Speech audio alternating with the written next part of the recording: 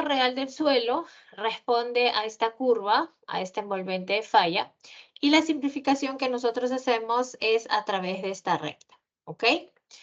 ¿Por qué es que queremos finalmente, o qué es lo que queremos obtener cuando realizamos los ensayos para obtener estas gráficas? Lo que nosotros queremos obtener son dos parámetros. El intercepto, ¿no?, de esta recta con el eje del esfuerzo cortante, que correspondería a la cohesión, y la inclinación de esta recta, que correspondería al ángulo de fricción. ¿Ok? Y esos dos, tanto la cohesión como el ángulo de fricción, vienen a ser los parámetros de resistencia del suelo. Estos son los parámetros geotécnicos. Estos parámetros son necesarios para el posterior dimensionamiento de una cimentación o de cualquier tipo de estructura, ¿no?, que va a estar en contacto con el suelo. ¿De acuerdo? Llámese cimentación profunda o cimentación superficial. Necesitamos los parámetros de resistencia, la cohesión y el ángulo de fricción. ¿De acuerdo? Entonces, nosotros trabajamos aquí con el criterio de falla de Morcoulo, ¿sí? Con esta recta. Geométricamente, para obtener la ecuación de esta recta, nosotros necesitaríamos dos puntos y una pendiente, ¿cierto? Sin embargo, en este curso, para obtener esta recta, nosotros necesitamos como mínimo 3 puntos, ¿ok? Para obtener la ecuación de esa recta. ¿Cuál es la ecuación de esta recta? La ecuación de esta recta se representa como el cortante, ¿no?, el intercepto, que corresponde a la cohesión, más el esfuerzo normal por la tangente de phi. ¿De acuerdo? Entonces, en estos casos, ¿sí?, nosotros establecemos la ecuación de esta recta con 3 puntos. ¿Y cómo vamos a obtener estos 3 puntos? Porque justamente en el laboratorio nosotros vamos a desarrollar 3 ensayos, ¿ok?, en una misma muestra de suelo, en condiciones de esfuerzos distintas, ¿ok? 3 condiciones de esfuerzos que nos van a dar 3 puntos, ¿cierto?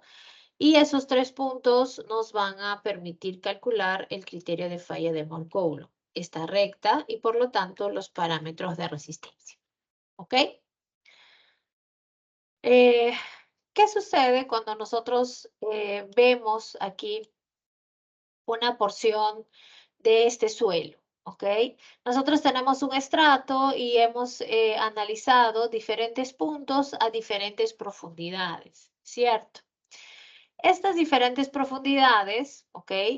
Em, Sucede que si nosotros tenemos un mismo estrato y yo quiero encontrar el esfuerzo en A, voy a multiplicar el peso específico por esta distancia, ¿verdad? Para B, también el peso específico por esta otra distancia. Para C, de la misma manera.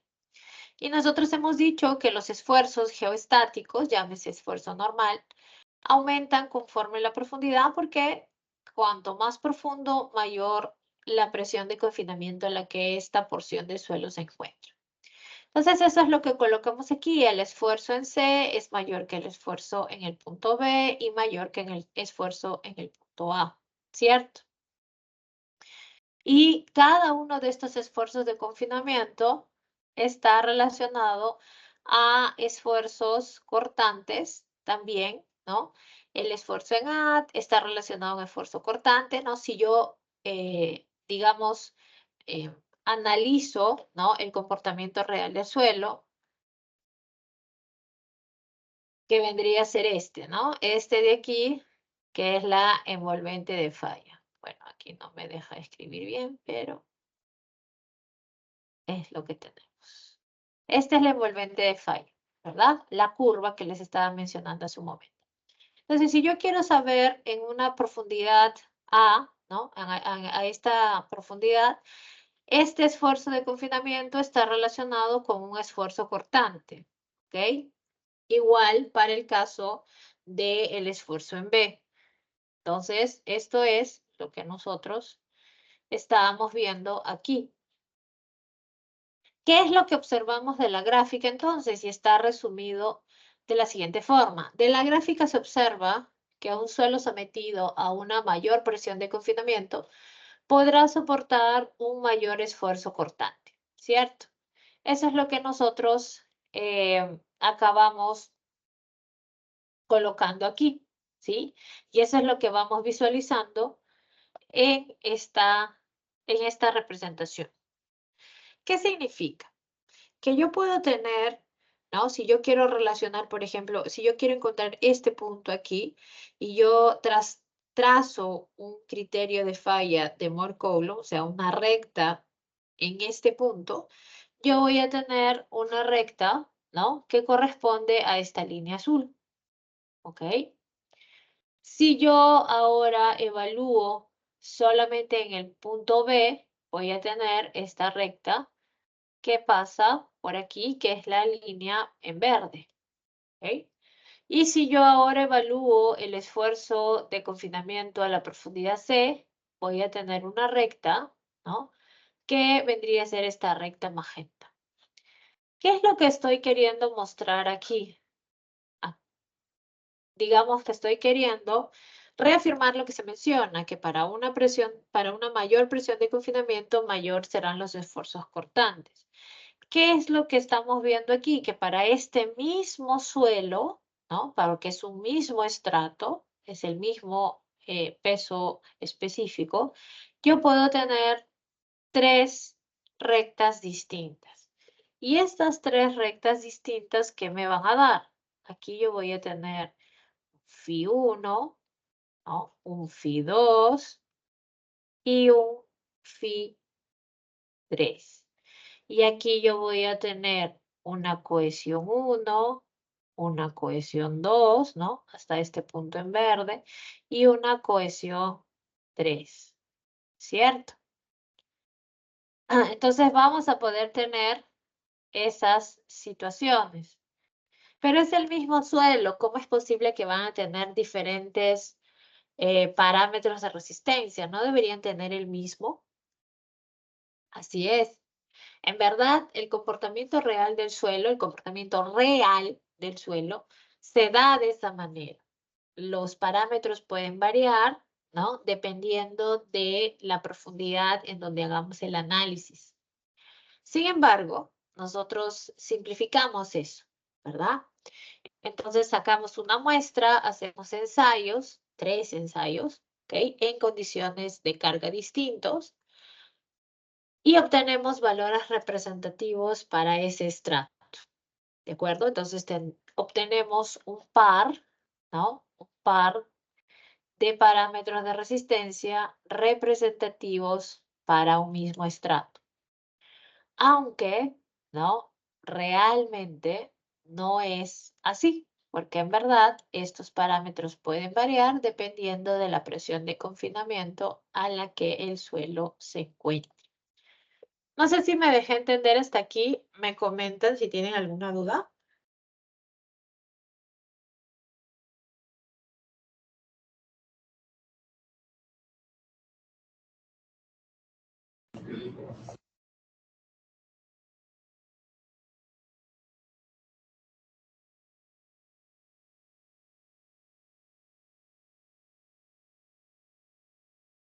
Muy bien. Los que no están atentos, sería bueno que estén atentos, ¿ya? Aquí yo puedo visualizar quién no está atendiendo a la sesión. Muy bien. Entonces, lo cierto es que nosotros vamos a trabajar con el criterio de falla de Moore-Coulomb, con un par, ¿no? De parámetros de resistencia representativos para un mismo estrato. Pero hay que recordar que el comportamiento real del suelo es distinto, ¿ok? Bien, entonces, cuando nosotros ya entrando a el concepto en sí de la resistencia al corte, ¿sí? Eh, de esta recta, nosotros ya podemos obtener alguna información, ¿no? La resistencia al esfuerzo cortante depende de la cohesión, depende de la fricción que hay entre las partículas y depende también de la presión de confinamiento a la que esté sometida. Entonces, cuando nosotros vemos una presa, ¿no? Como la que está en la imagen, nosotros podemos observar que esta estructura, ¿no? Está siendo sometida a empujes provenientes de este volumen de agua que está acumulado aquí. Adicionalmente, tiene un peso propio del material, ¿no? Porque no es una estructura menor. Fíjense, aquí hay un pequeño container. Bueno, un pequeño no, hay un container y ahí ustedes pueden imaginar las dimensiones de esta presa. Esta presa se mantiene estable, ¿ok?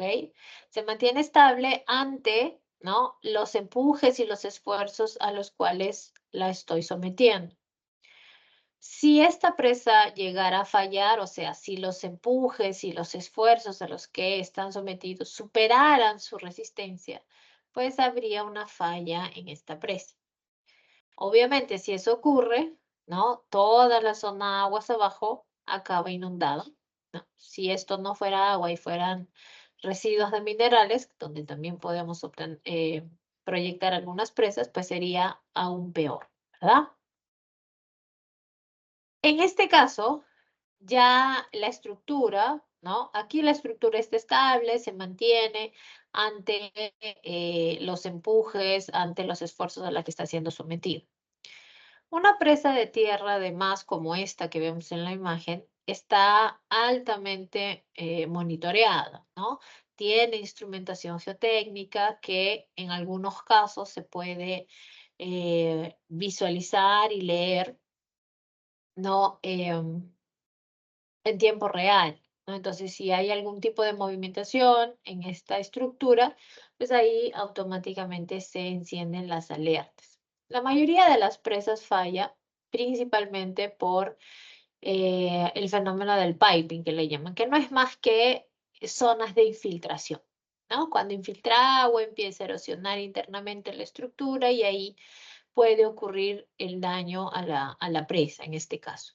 Pero como estas estructuras están siendo monitoreadas, es posible encontrar los problemas y dar solución oportuna, ¿no? Cuando se monitorea, obviamente. Ya en este caso, ha habido un deslizamiento. Quiere decir que el suelo ha fallado.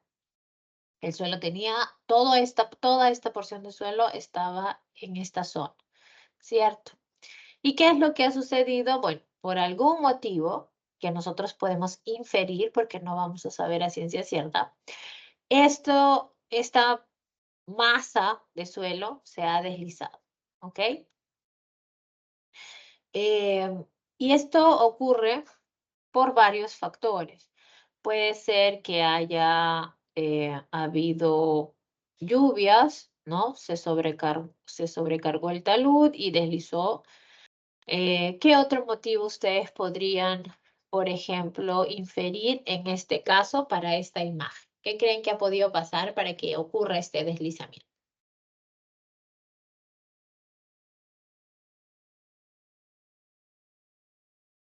Yo ya dije lluvias. ¿Qué otro motivo podemos encontrar? Sismo. ¿Cómo? Un sismo. Un sismo, ok. ¿Qué más?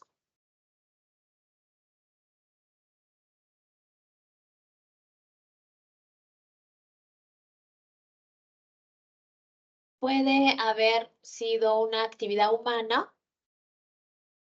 De repente han estado haciendo alguna excavación, ¿no? Una excavación Y insegura. puede ser, y acaba que eh, al excavar desestabilizas, ¿no? Y puede haberse dado esta condición. Aquí pueden haber sido dos cosas, lluvias y sismo conjuntos, ¿no? Vemos que el suelo aparentemente parece algo saturado, ¿no? Aparentemente. ¿Y qué es lo que sucede en este caso? Entonces, el suelo ha fallado, ha perdido su resistencia al esfuerzo cortante. Quiere decir que estas componentes, ¿no? Estas componentes aquí, ¿sí? Se han visto superadas, ¿verdad? La cohesión que había entre las partículas no fue la suficiente. La fricción que había entre las partículas no fue la suficiente tampoco, como para soportar, ¿no? Y acabó fallando y deslizándose. Este deslizamiento aquí nosotros lo podemos representar a través de un modelo físico. Nosotros podemos representar todo este peso de la masa de suelo, ¿no? Que se ha deslizado a través de este modelo físico que ustedes ya conocen, ¿cierto? Tienes un cuerpo rígido, ¿no? Que en este caso está deslizando en una superficie inclinada. Pero si nos vamos al modelo físico inicial en el cual nosotros podíamos evaluar el peso, ¿no? Una normal, una fuerza que trata de deslizar este cuerpo rígido y una fuerza de fricción que se da en el contacto entre el cuerpo y la superficie. Entonces nosotros podíamos encontrar estas fuerzas actuantes, ¿no? En este modelo físico. Si nosotros lo llevamos a lo que estábamos viendo del talud, en verdad no es un análisis plano, ¿no? Es un análisis en el cual nosotros establecemos porque hay un área de contacto, ¿no? Hay un área de contacto y entonces ya no estamos hablando de fuerzas, sino estamos hablando de esfuerzos, ¿cierto? Entonces, cuando el esfuerzo cortante actúa, ¿no? Voy a necesitar de esa componente de fricción inicialmente. Entonces, cuando nosotros tenemos suelos granulares limpios, ¿no? Y según la clasificación SUX, los suelos granulares limpios son aquellos que tienen el contenido de finos menor al 5%. Entonces, cuando los suelos granulares son limpios, nosotros consideramos la cohesión igual a cero, ¿no? Y así también es indicado en la norma.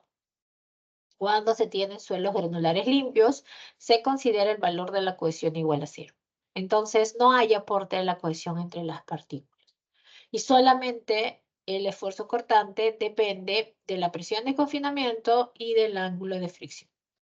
Sin embargo, para suelos granulares con finos y suelos finos propiamente dichos, nosotros tenemos la componente adicional de la cohesión, ¿ok? Entonces se puede establecer si en este caso un talud es estable o no. Si el factor de seguridad quiere decir, si la resistencia al corte es mayor a la resistencia de cortante que está siendo aplicada, hay estabilidad. Si no, si la resistencia al corte que está provocando el movimiento, ¿no? Es mayor a la resistencia del suelo, entonces hay inestabilidad, ¿ok? Entonces, este es un ejemplo del concepto de la resistencia al corte.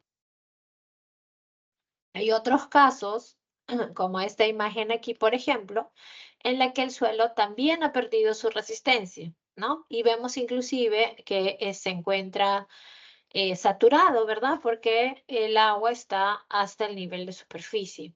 ¿Y qué es lo que ha sucedido aquí? El suelo ha perdido resistencia y este peso, ¿no? Que tenía, bueno, se ha hundido, ¿no? Digamos, lo que podemos visualizar en la imagen.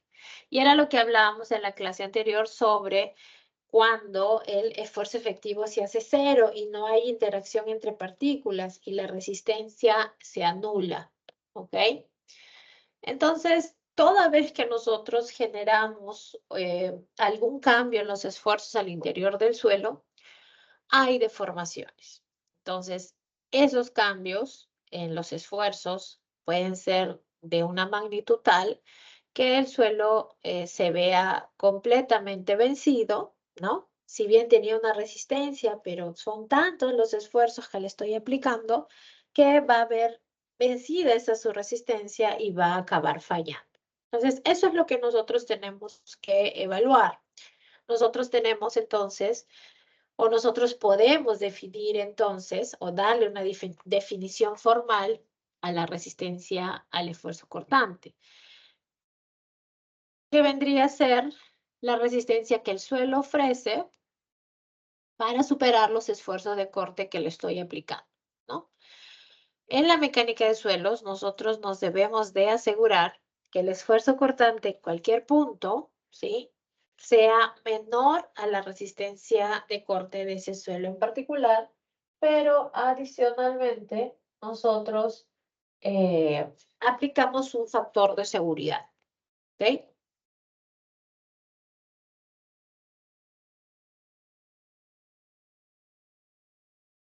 ¿Por qué? Porque hay varias incertezas al trabajar con suelo, como ya les mencioné en la clase anterior. Es importante entonces establecer y encontrar la diferencia que hay entre los mecanismos de resistencia. Los suelos son capaces de resistir esfuerzos cortantes, ¿ok?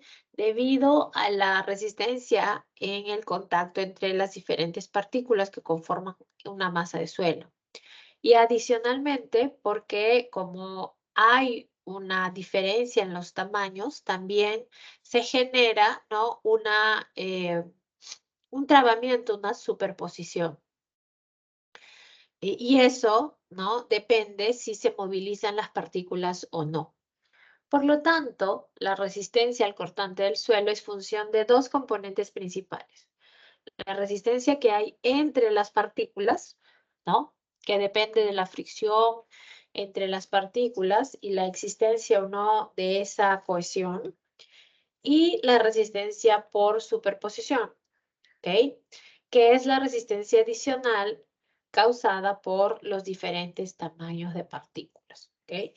Por eso es que cuando nosotros veíamos en el ciclo anterior, en el curso de mecánica de suelos, nosotros establecíamos, ¿no? El análisis granulométrico porque justamente queríamos saber la distribución de los diferentes tamaños, ¿no? De las partículas que conforman una masa de suelo.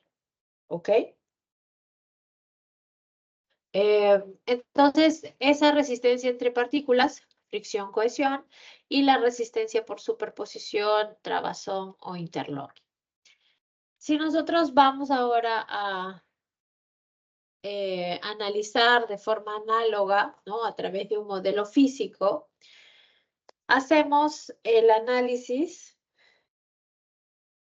eh, de este cuerpo rígido, pero ahora sobre una superficie plana. El esfuerzo tangencial necesario para provocar el deslizamiento del cuerpo, o sea, la resistencia final, depende del esfuerzo normal y de la cohesión y del coeficiente, perdón, de fricción entre el cuerpo y el plano. El mecanismo de la cohesión equivale a la resistencia, ¿no? Que se genera por la adherencia que hay entre las partículas, ¿no? Y también entre la superficie y el cuerpo rígido. ¿De acuerdo? Em,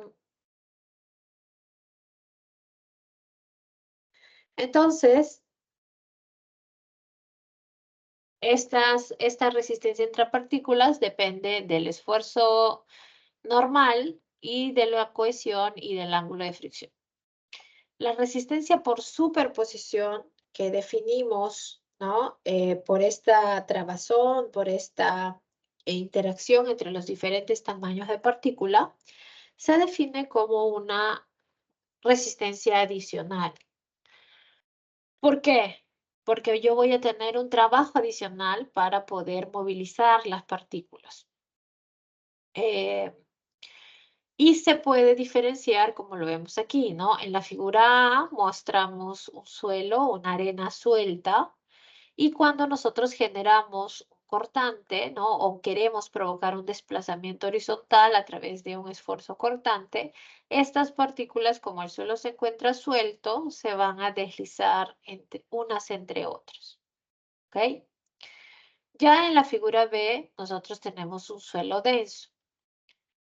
Decíamos en la clase anterior que un suelo denso es aquel que tiene el índice de vacíos bajo, ¿verdad? Un índice de vacíos menor. Y al ser denso, nosotros mejoramos sus condiciones, mejoramos su comportamiento. Entonces, ¿qué sucede si yo quiero movilizar las partículas en un suelo denso? voy a tener un trabajo adicional. Entonces, cuando yo aplique este esfuerzo cortante, como las partículas están trabadas, ¿no? Lo que va a suceder es que estas partículas van a querer superponerse encima de las otras. Esta bolita aquí, ¿no? Que está representando una partícula de suelo, va a subir encima de esta bolita y yo voy a tener algo así, ¿no? Cuando se movilice, yo voy a tener algo aquí así, algo aquí así. No, bueno, están juntitas, pero se van a superponer, ¿no? Va aquí a ponerse encima, ¿de acuerdo? De las otras partículas. ¿Generando qué cosa? Provocando lo que vemos aquí, un aumento en el volumen, ¿no? Si antes estaba por acá, ahora estoy aumentando, ¿no? El volumen, ¿sí? Estoy generando una expansión volumétrica, lo que se conoce como dilatancia durante el cortante. ¿Y qué implica que aumente el volumen?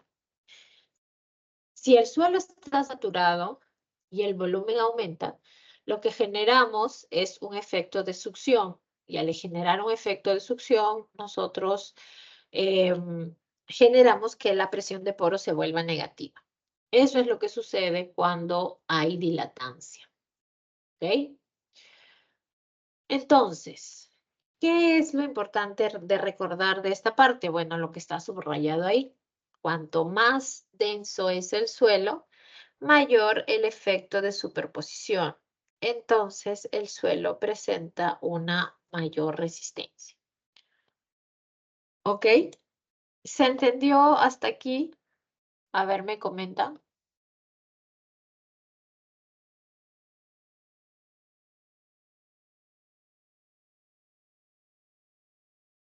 Sí, profesor, sí se entendió.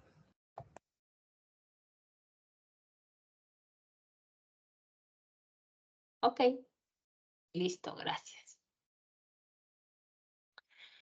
Bien, entonces, antes de pasar a lo que es al cálculo de la resistencia del esfuerzo cortante en sí, eh, nosotros hacemos en esta parte del curso una revisión de el cálculo de análisis de esfuerzos en 2D a través del círculo de Mohr. En el curso de mecánica de materiales, entiendo, ustedes ya han trabajado al círculo de Mohr, ¿cierto? Ustedes saben que nosotros podemos analizar los estados de esfuerzos de tres maneras, ¿no? Con métodos matriciales, con métodos analíticos, que son las fórmulas que ustedes están viendo ahí en la pantalla, y a través del método gráfico, que es el círculo de Mohr. En este curso específicamente, ¿no? Nosotros vamos a hacer la revisión del método gráfico, ¿ok? Para la resolución de ejercicios, ¿no? Ustedes pueden utilizar las fórmulas también, ¿de acuerdo? No hay ningún problema. Lo que sí van a tener cuidado es que en suelo nosotros trabajamos con una convención de signos diferente, ¿ok? Entonces tienen que tener cuidado, ¿sí? Si quieren utilizar las fórmulas del curso anterior, solamente cuidar la convención de signos que cuando nosotros trabajamos los esfuerzos normales, ¿no? Vamos a considerarlos positivos cuando están en compresión y los cortantes positivos cuando están en sentido antihorario. ¿Ok? Negativos cuando están en tensión, negativos cuando están en sentido horario. ¿De acuerdo? ¿Qué es lo que representa un círculo de Mohr? Josué Vargas. ¿Qué representa un círculo de Mohr? ¿Está o no está? Es una representación gráfica donde podemos ver los esfuerzos que actúan sobre un plano. Ya. Ok. De acuerdo, gracias, Sí, José. gracias. Roberto, Oblitas. Roberto, ¿estás?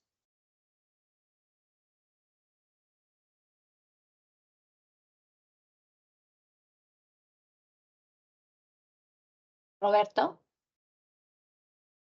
¿no está? Entonces vamos actualizando la lista también, ¿no? Está, pero no está.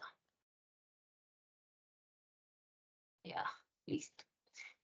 Sí, lo que nosotros representamos a través del círculo de Moore es un estado de esfuerzos, ¿ok? Entonces, este estado de esfuerzos, nosotros lo podemos representar, ¿no? A través del círculo de Moore. ¿Y cómo evaluamos el círculo de Moore? Bueno, gráficamente, ¿no? Nosotros podemos encontrar cuáles son los esfuerzos actuando, ¿no? Por ejemplo, en este plano, y los plotamos, ¿no? Los ploteamos en un plano sigma tau, ¿de acuerdo? Planteamos esto en un plano sigma tau, pero nosotros no podemos trazar un círculo de Moore con 2 puntos, nada más, ¿verdad? Y en ese caso, ¿qué es lo que hacemos? Lo que hacemos es hacer uso del método del polo. A ver, me indican quién ya conoce el método del polo.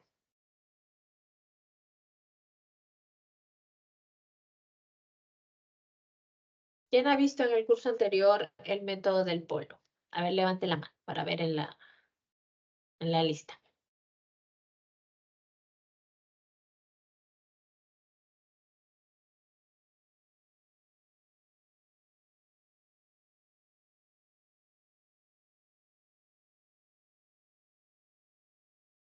¿Solo un alumno ha visto el método del polo en el curso anterior? Bueno, entonces van a tener que revisar su material de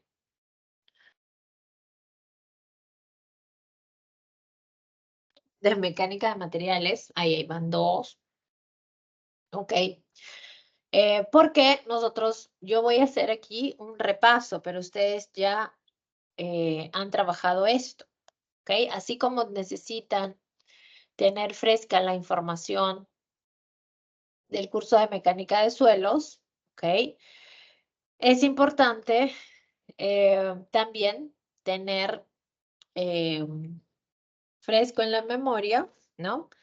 Este tema desarrollado en el curso de mecánica de materiales, ¿ya? Bien.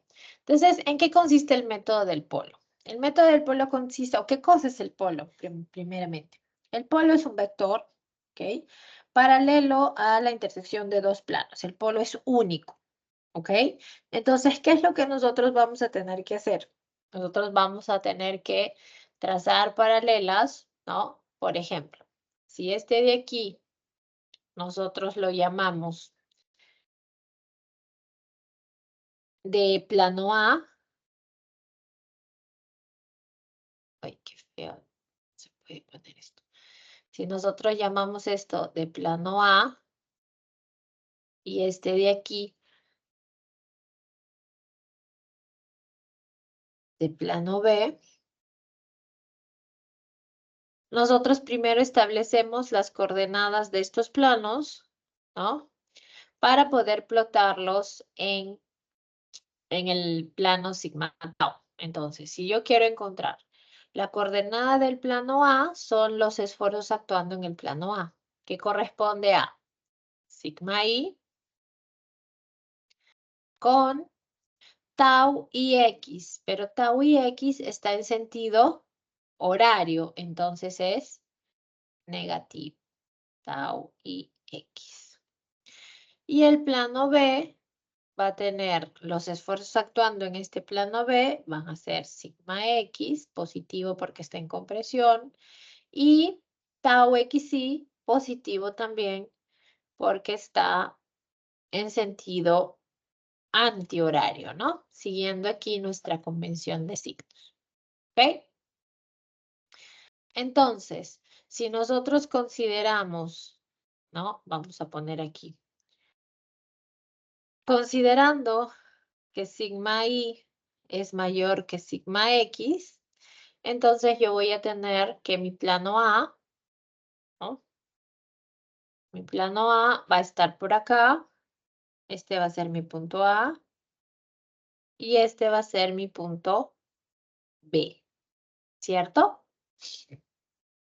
Entonces, para poder trazar el círculo de Moore, lo que nosotros hacemos es, nosotros hacemos una paralela a este plano A, ¿sí? Una paralela a este plano A, lo vamos a trazar aquí, paralela al plano A, es una recta aquí. Y trazamos también una paralela al plano B. Entonces, plano B.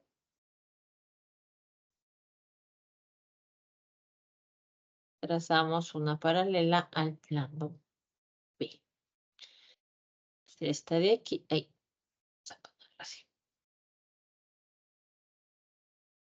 Trazamos una paralela al plano B. Donde esas paralelas se interceptan, ¿no? Porque aquí se genera, aquí estará ubicado el polo. Entonces, ahora sí, ¿no? Tengo un triángulo rectángulo, puedo trazar y tengo 3 puntos, el punto A, el punto B y el polo, y puedo trazar una circunferencia, ¿no? Y ahí entonces podemos trazar la circunferencia de Moore, ¿ok? ¿Por qué trazamos la circunferencia de Moore? Porque nosotros queremos encontrar dos esfuerzos importantes. El esfuerzo principal mayor y el esfuerzo principal menor, sigma 1 y sigma 3. ¿Ok? Si nosotros analizamos aquí geométricamente estos puntos, nosotros podemos establecer la distancia que hay del origen al centro de la circunferencia, ¿no? Que corresponde al tramo OC, que no es más que la semisuma de los esfuerzos. Adicionalmente, tenemos el radio, ¿no? Este que está aquí. El radio, que es el Pitágoras de la semidiferencia y de los esfuerzos tau x, ¿cierto? Entonces aquí voy a colocar el radio, es la raíz cuadrada de la semidiferencia de los esfuerzos, ¿ok? Ahorita voy a corregir eso. Y esto lo vamos a subir un poquito más acá.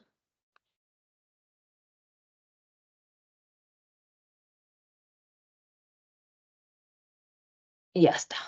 Entonces, ¿qué va a suceder? Que el sigma 1 es el tramo OC más el radio, ¿no? Y el sigma 3 es el tramo OC menos el radio, ¿ok? Entonces, eso es importante, ¿no? De establecer. ¿Por qué? Porque luego nosotros podemos, en este caso, querer, ¿no? Los esfuerzos en un plano cualquiera, con una inclinación alfa, por ejemplo, ¿no? Y entonces, nosotros, ¿qué es lo que vamos a hacer? A partir del polo, vamos a trazar una recta, ¿no? Con inclinación alfa y vamos a encontrar los valores de los esfuerzos, ¿ok?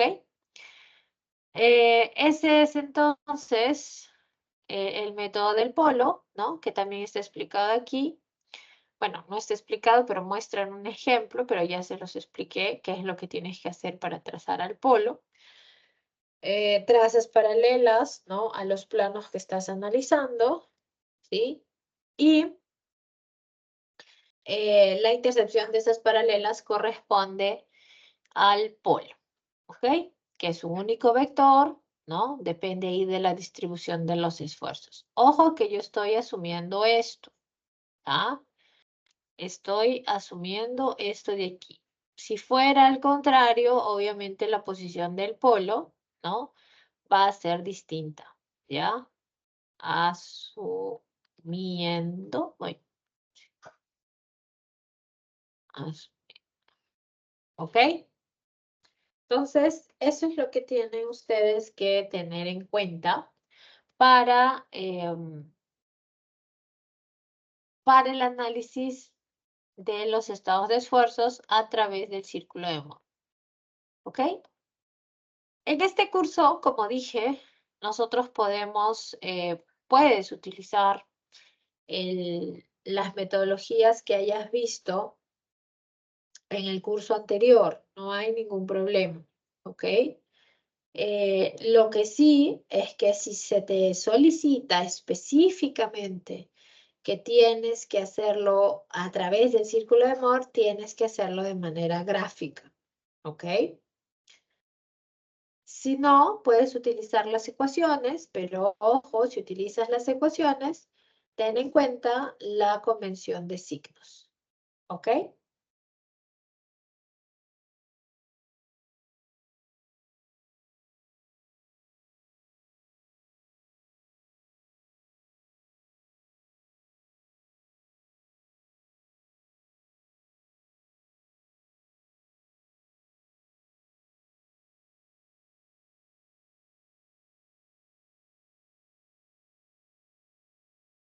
Bien.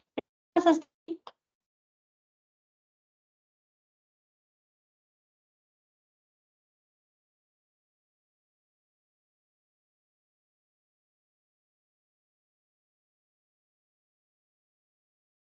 tú consulta.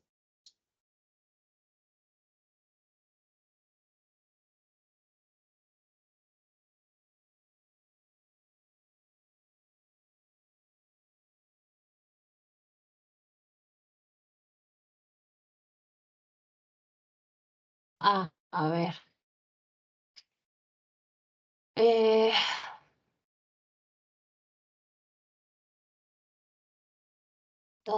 el PPT está en el aula virtual. Otras anotaciones que están dentro del PPT, al final de, de la se les envía, ¿no? Ok, María. Sí, cuando chat particular, pero los anteriores, ¿no? Disculpa la demora en responder. La idea es mejor utilizar el chat general, ¿ya? Que ese sí está más visible. Muy bien, entonces continuamos. Aquí hay un ejemplo, ¿no? En donde ya digamos número, ¿ok? En donde, sí, lo que te decía era que trates de escribir en el chat público, porque los otros me llega el sonidito que me están enseñando, entonces no veo los mensajes, ¿ya? Solo si ingreso ahí. Entonces, tratemos para que todos tengan también la misma información, ¿ya? A ver, veamos este ejemplo. En este caso, ¿sí? Nos dice lo siguiente. Dado un estado plano de esfuerzos, calcular los esfuerzos principales y la orientación de los principales, ¿ok? Calcular los esfuerzos cortantes máximos y la orientación de los planos donde actúan, ¿ok? Y luego los esfuerzos en un plano cuya orientación respecto al horizontal es de 32 grados. Entonces, lo primero que tenemos aquí es nuestro tensor de esfuerzo, ¿no? Tenemos el sigma I, el sigma X, los cortantes, que son del mismo valor, y consideramos, ¿no? Este plano A, ¿sí? Como plano, ustedes le pueden dar el nombre que deseen. Yo, para ordenarme mejor, considero a este el plano A y a este el plano B. Entonces, lo primero que analizamos son las coordenadas de los planos. En el plano A está actuando ¿quién? Está actuando el sigma I, ¿sí? 150. Con el importante que es en sentido horario, por eso es negativo, siguiendo la convención de signos. Y el plano B, ¿no? ¿Quién está actuando en el plano B? Está actuando el sigma X, ¿no? 50, y el cortante también de 25 kilopascales, pero en sentido horario. Entonces es positivo. ¿Qué hacemos con estas coordenadas? Las llevamos al sistema sigma tau y luego trazamos paralelas a esos planos para ubicar el polo. Una vez que tenemos los 3 puntos, A, B, el polo, trazamos la circunferencia de Mohr. Y luego ubicamos, ¿no? Los planos o los valores de los esfuerzos principales y luego establecemos la orientación de esos esfuerzos. ¿Ok? Vamos a ver aquí. Entonces, ya he trazado el punto A, ya he trazado el punto B, la paralela A, la paralela B y en la intersección está el, ¿ok? Aquí está el sigma 1, ¿no? El esfuerzo cortante máximo, el esfuerzo cortante, perdón, el esfuerzo principal mayor, el esfuerzo principal menor. Y aquí, bueno, faltó colocar, ¿no? El sigma 1 corresponde a 100 más 25, bueno, voy a escribir raíz de 5 kilopascales. Y aquí está 100 menos 25 raíz de 5 kilopascales. ¿Ok? ¿Qué es lo que faltó en este caso?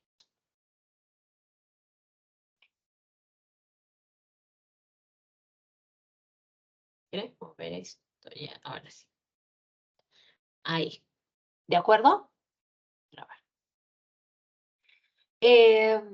Entonces, ¿no? En este caso, eso es lo que acabamos evaluando, ¿no? Los valores de los esfuerzos principales mayor y menor, ¿ok? ¿Cómo calcular aquí la orientación de los planos?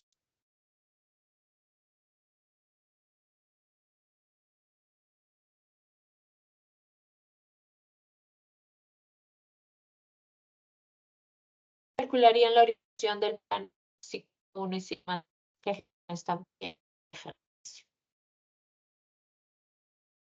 ¿no? Orientación de los planos principales.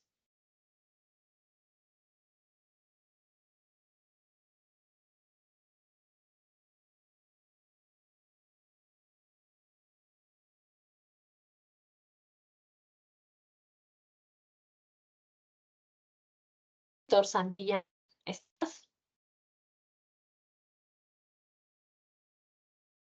Sí, dígame. Doctor, ¿Me escucha? Hola. sí. Dime, ¿cómo calculamos la orientación de los esfuerzos?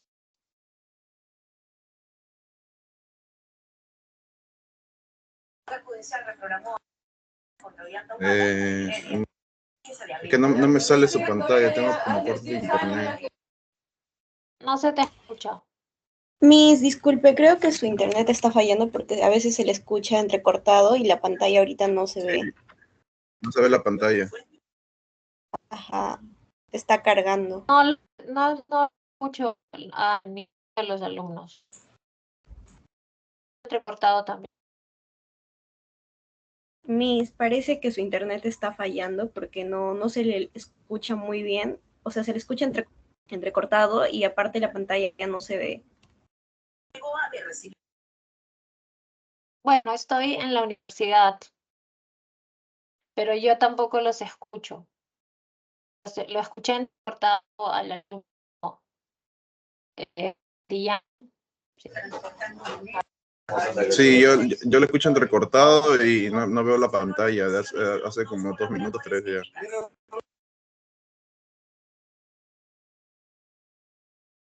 También veo, lo que sí veo es que hay varios alumnos que no están presentes en la clase, ¿no?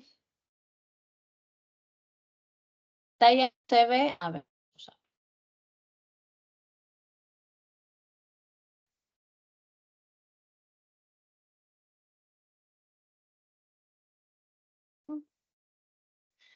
Voy a dejar de compartir y voy a compartir otra vez. Ya, ¿se ve la pantalla?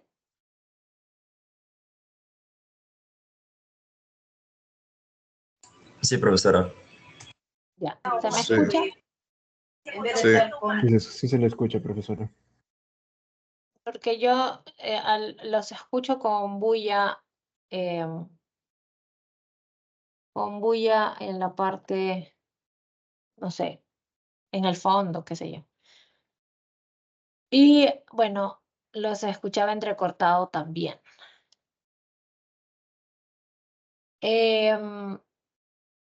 Ahí sobre el internet sí no puedo hacer nada porque me han programado aquí en la universidad la clase. Entonces dependemos de la red de la universidad, ¿sí? Así que si no me escuchan o no se ve la pantalla, sí avísenme, ¿ya? Para ver cómo podemos hacer. Bien, bueno, el alumno Santillán al final no sé si me respondió porque no le entendí. ¿Cómo calcularíamos la orientación de los esfuerzos?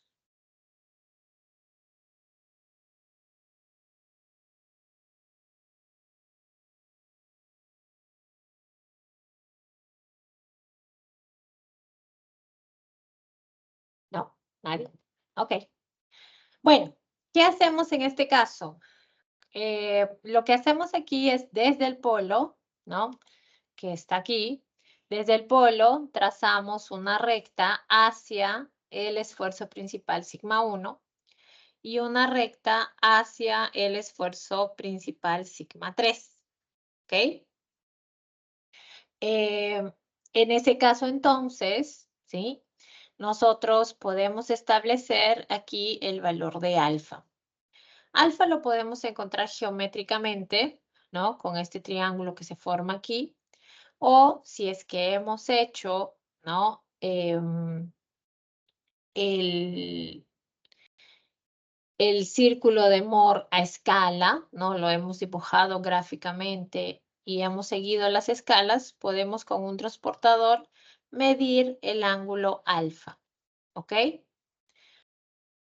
Eso es y para eso nos sirve el polo. Entonces el polo en verdad es bastante útil porque a partir de él yo puedo encontrar la orientación de los esfuerzos principales y aquí también, ¿no? Desde el polo, para encontrar los esfuerzos cortantes máximos, bueno, el esfuerzo cortante máximo es más o menos el radio, ¿cierto?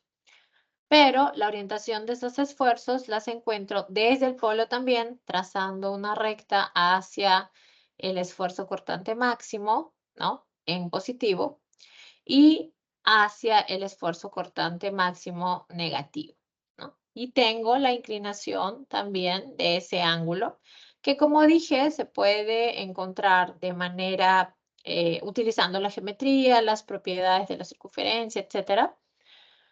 Y, o si no, gráficamente, si es que se ha diseñado o se ha dibujado a escala adecuadamente. ¿Ok? Ahora, parte del el tercer ítem era encontrar los esfuerzos en un plano cuya orientación respecto al horizontal es de 32 grados. Entonces, nuevamente hago uso del polo para trazar una recta con inclinación de 32 grados. Esa recta, cuando intercepta la circunferencia de Moore, nos dará, ¿no? El par sigma tau, ¿ok? Si lo hacemos gráficamente, es solo medir con el escalímetro aquí, ¿no? Estos valores. Obviamente, ¿no? Este trabajo está hecho en AutoCAD y yo puedo obtener 2, 3, 4 decimales. En el caso de hacerlo gráficamente, voy a tener valores, digamos, máximo un decimal, pues, ¿no? Entonces son valores aproximados, pero que deben estar dentro del mismo rango, ¿ok? Bien, en este caso entonces, para encontrar ese valor utilizando, ¿no? la geometría, ¿no? Porque esta recta con 32 grados de inclinación no pasa por el centro de la circunferencia, entonces yo voy a tener que aplicar ahí geometría para poder encontrar los pares sigma tau, ¿no? Entonces, se puede hacer de esa manera, ¿sí? O gráficamente que se obtiene, digamos, los resultados un poco más rápido, ¿no? Si es que has aplicado bien las escalas, ¿ok? No sé si tienen alguna duda, alguna consulta respecto a este ejercicio, me comentan.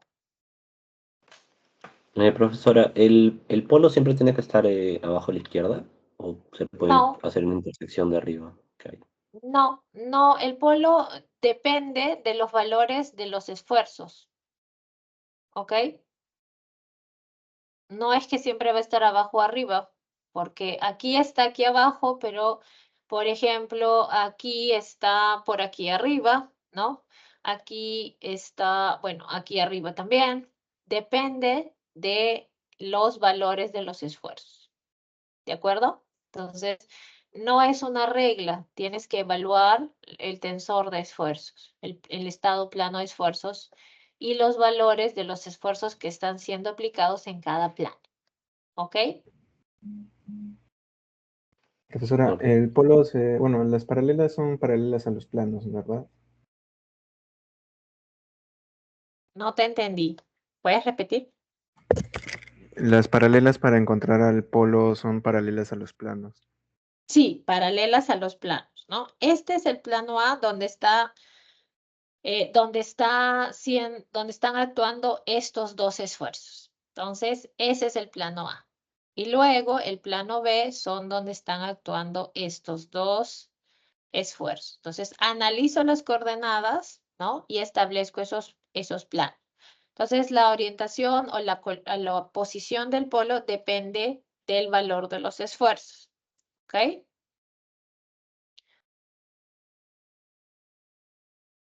Está bien, profesora, gracias. Listo. ¿Alguna otra duda? Profesora, esa parte de la PPT no puedo encontrar en el aula virtual. No, en el aula virtual está la parte teórica del curso. Los ejercicios son material de cada docente. Y como les dije, yo les voy a entregar esto al final de la unidad, pero ustedes lo pueden también trabajar, ¿no? Pueden hacerlo en un cuaderno, si quieren. Ya, profesora, gracias. ¿Ok? Listo. Todo lo que hemos trabajado hasta aquí yo lo voy a enviar, pero al final, ¿no? Si no, todos los días les voy a mandar un archivo de 142 PPTs con pedacitos, pedacitos, pedacitos. Entonces, yo envío al final de lo que hacemos en esta primera parte. ¿Ya? O tal vez les puedo mandar solo esto. Puede ser. Voy a ver cómo lo voy cortando, si no, ¿no? Para que tengan la información. ¿Ya? Pero sí se los voy a pasar, no hay problema. Bien, ¿alguna otra duda?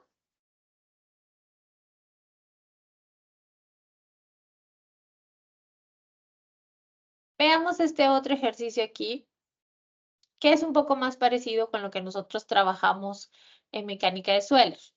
Te dice lo siguiente. Tienes este esquema, ¿no? Tienes un espécimen de suelo que está siendo sometido a esfuerzos de compresión, únicamente de compresión, ¿de acuerdo? Te piden calcular los esfuerzos principales y la orientación de esos esfuerzos.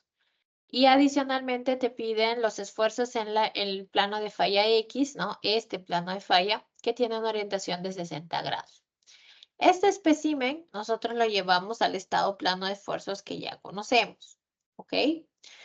Y nosotros podemos visualizar que aquí estos esfuerzos que están actuando en los planos A y B, ¿sí? No tienen cortante, o sea, el cortante es 0. Cuando el cortante es 0, nosotros tenemos ¿quién? Ya de frente los esfuerzos principales, mayor y menor, ¿cierto? Entonces, en ese caso, ya tengo de manera directa los esfuerzos principales, ¿ok? Entonces, ya no tendría, ¿no? Que hacer nada más. Y la orientación es la misma porque están en ese sentido, ¿no? En el mismo. Entonces aquí, ojo que no es que yo solamente con estos dos valores tengo que trazar el círculo, porque nuevamente no podemos trazar el círculo solo con 2 puntos. ¿Qué hacemos? Trazo la paralela A. ¿Dónde está la paralela A? La paralela A está aquí, ¿cierto? Esta paralela está aquí. Y la paralela en B, que es esta de acá, ¿no? Esta línea que está acá es paralela al plano B. Y aquí da la casualidad que el polo coincide con el sigma 3. ¿Ok? Entonces ya puedo calcular de frente, ¿no? El tramo C, ¿verdad? No es necesario porque ya tengo los valores del sigma 1 y sigma 3, pero si quisiera, ¿no? Podría calcularlo igual porque ya sé cuál es el radio, ¿cierto? 120 menos 30, ¿ok? Y también sé cuál es el valor del tramo OC. ¿Listo?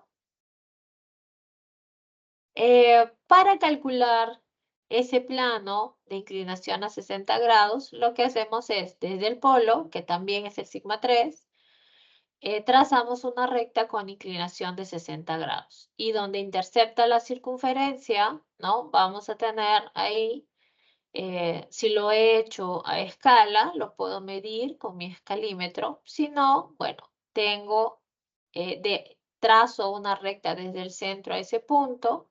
Tenemos este triángulo, propiedad de la circunferencia, si este es alfa, este es 2 veces alfa, etcétera. Y podemos encontrar los valores haciendo y aplicando geometría. ¿Ok? Entonces, se pueden encontrar los valores de sigma 1 y sigma 3 también, y los valores de los esfuerzos en cualquier plano, de cualquier orientación, porque si ahora yo quiero un plano con 45 grados, trazo desde el polo, una recta con 45 grados de inclinación y encuentro cuál es el par sigma tau para esa inclinación. ¿Ok? Entonces verán que el método del polo, ¿no? Nos ayuda bastante en el cálculo de los esfuerzos en cualquier condición. ¿Ok? Bien. ¿Preguntas sobre este ejercicio?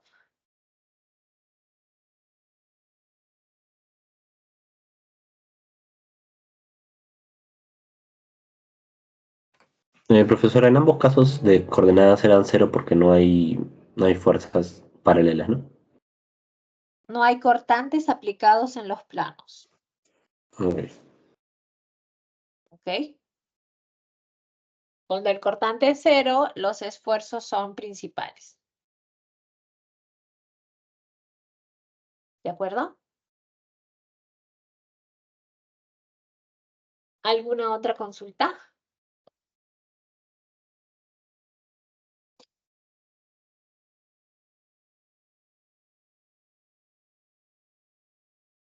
Bien. Veamos este otro ejercicio. Uy.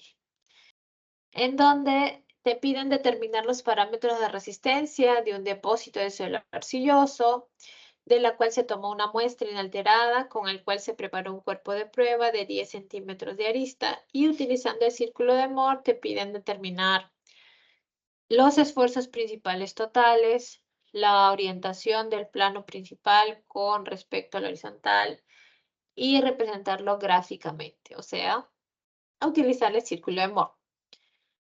Y te dan esta información, ¿no? Primero, identificamos que este no es un estado de esfuerzos, son fuerzas aplicadas, ¿no? Pero me dicen cuál es el cuerpo de pruebas o sobre cuál área, ¿no? se ha aplicado esa fuerza. Entonces, lo primero que hacemos es encontrar los esfuerzos, ¿ok? Porque el círculo de Moore lo que representa es un estado de esfuerzo. Entonces, voy y represento esos esfuerzos, ¿ok? Entonces, ahora tengo el plano A en donde actúa este esfuerzo normal y este cortante, y el plano B donde no hay, ¿no? No hay un esfuerzo de compresión, solamente está el cortante. Entonces, lo que hacemos es establecer las coordenadas, ¿no? Para el plano A será 60 en compresión, 15 positivo porque está en sentido antihorario, y el plano B es 0, ¿no? El sigma X, y menos 15 porque está en sentido horario, ¿ok? Entonces, ploteamos aquí en este plano sigma tau las coordenadas del plano A, las coordenadas del plano B, y ahora hacemos las paralelas. La paralela A corresponde, ¿no? Esta de aquí va a ser la paralela A, ¿sí? Esta es la paralela A, y luego la paralela B, que vendría a ser el mismo eje del tau, ¿no es cierto? Del cortante. Y ahí se interceptan, y donde se intersectan, posicionamos el polo, ¿ok? Y luego ya tengo los 3 puntos y puedo trazar mi circunferencia de Moore, ¿ok? Porque cuando, digamos, el cortante sea 0, voy a tener el sigma 1 y el sigma 3, ¿ok? Puedo también encontrar los valores de, bueno, aquí no se muestra, pero del origen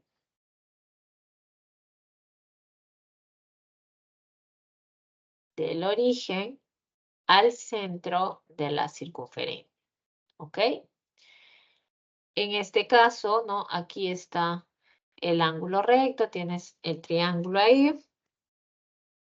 Tienes que el segmento AB corresponde al diámetro de la circunferencia, ¿sí? Y vemos que el sigma 1, 63.54 kilopascales, y el sigma 3 es menos 3.54 kilopascales. ¿Qué significa que sea negativo? ¿Qué significa que sea negativo?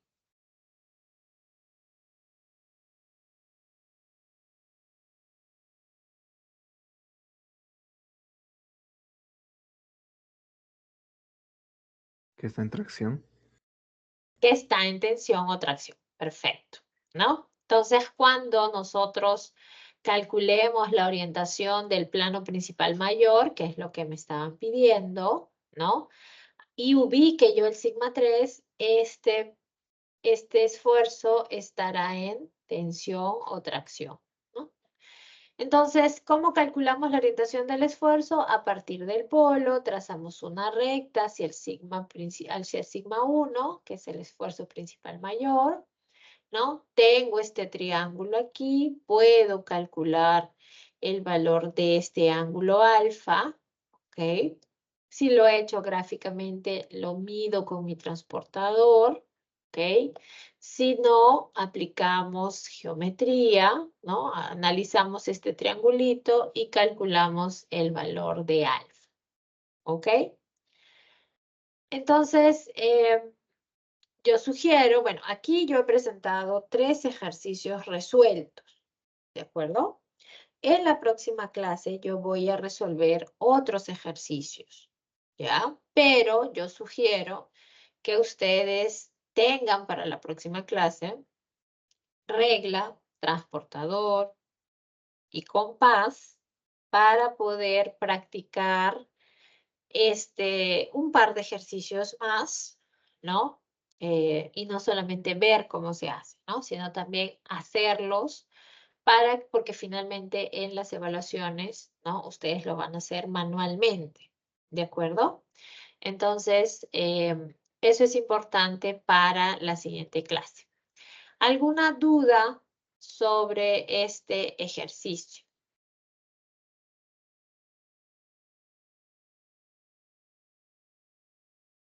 ¿Quedó claro? Sí, Aquí profesora. aquí es menos, ¿no? Espérense, le vamos a colocar acá. Menos 3.54. Bien. Voy a hacer una última llamada de asistencia, ya, para los que no estaban cuando llamé primero. Beja, Presente, profesora. ok. Cruz, Presente, profesora. eh, Oblitas, Palomino, Ramírez, Oblitas, Palomino, Ramírez, no está. Salazar, tampoco. Tejeda, Presente, profesora. Tejeda, ¿no? Sí, Tejeda. Ok. Ureta. Ureta no está. Ya. Y nadie más. Ureta, Salazar, Ramírez, Palomino, Oblitas y nadie más. Ya listo. Entonces, para la siguiente clase, tengan a la mano, ¿ok? Estos útiles, ¿no? Para poder hacer los ejercicios. Es más, ustedes pueden rehacer estos ejercicios de forma manual, ¿no? Y comparar con estos resultados, ¿ok? Trazas tu círculo de amor. De repente quieres utilizar las fórmulas, ¿no? Que ya tienes, que ya conoces de tu ciclo anterior, ¿no? Solamente, como dije, ten cuidado con la convención de signos. De repente, utilizando las fórmulas, ¿no? Llegas al mismo resultado también. Deberías llegar al mismo resultado, ¿ok? Sin embargo, aquí nosotros más trabajamos con el método gráfico a través del trazado del círculo de Mohr, ¿ok?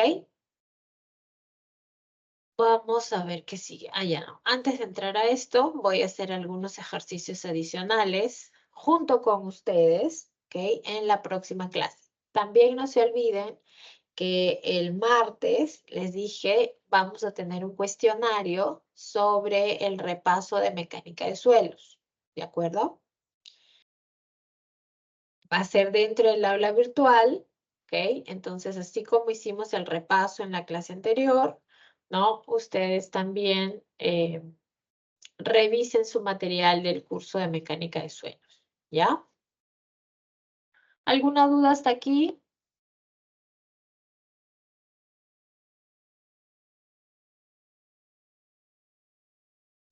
Miss, disculpe, Dígame. este PPT no está en el aula virtual. Sí, ya le comenté a tu compañero. El PPT que está en el aula virtual es un material Ajá. general teórico. Los ejercicios, cada docente plantea sus ejercicios. Y les dije que iba a haber la forma de irles enviando lo que hemos hecho, ¿ok? Generalmente yo siempre envío al final, cuando ya terminé todo, pero, ¿no? De repente para que vayan repasando y revisando los ejercicios, les mando hasta donde hemos hecho hoy, ¿ya? Ah, ok, Miss. Listo. Sí, lo comparto a través de la delegada. Muy bien. Listo. Eso sería todo entonces por hoy. Gracias por su asistencia y nos encontramos el día martes. No se olviden que tienen que ingresar con su cámara prendida, ¿ok? Gracias, buenos días. Gracias, mis, que tenga buen día. Hasta luego. Hasta luego, profesora. Hasta luego, Hasta profesora. luego.